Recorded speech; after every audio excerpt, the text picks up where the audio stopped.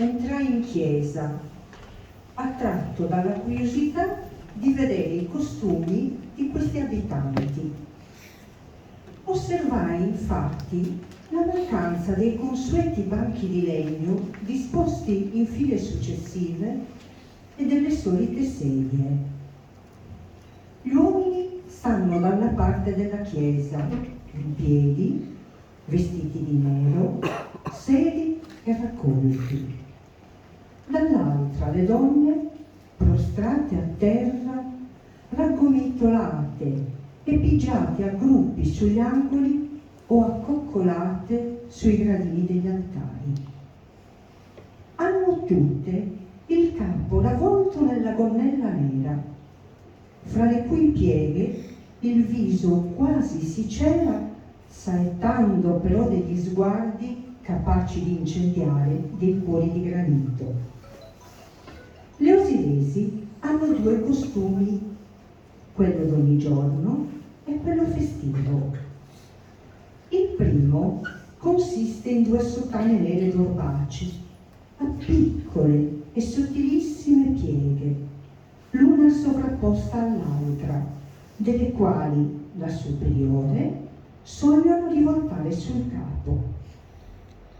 L'altro costume varia in ciò che la sottana è tutta rossa fiammeggiante e non la riversano mai sul capo, il quale è ricoperto dalla cosiddetta cappetta, che come la gonna è di finissimo panno scarlatto e come questa orlata da una larga striscia bianca a vari ricami. In entrambi i costumi portano un corsetto stretto in vita su gibboni di velluto cremisi, con le maniche strette e allacciate in fondo da due ricchissime fila di bottoni d'argento d'oro a filigrana.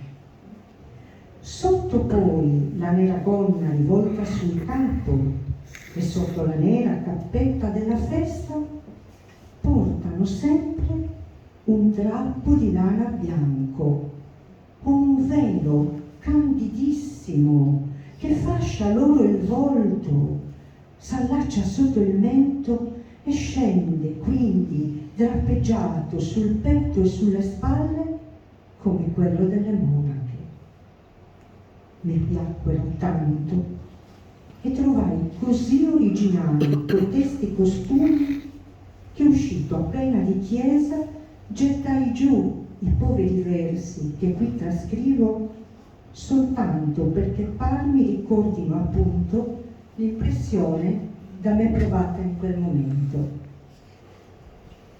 Allora che in nera pieghettata gonna ricoprite il bel volto pensieroso e prostrate davanti alla Madonna, lento levate il salmeggiare pietoso, parmi vedere le vergini cristiane d'un'età già passata e maledetta, ivi sfuggite alle eresie pagane, ivi aspettanti l'imperial vendetta.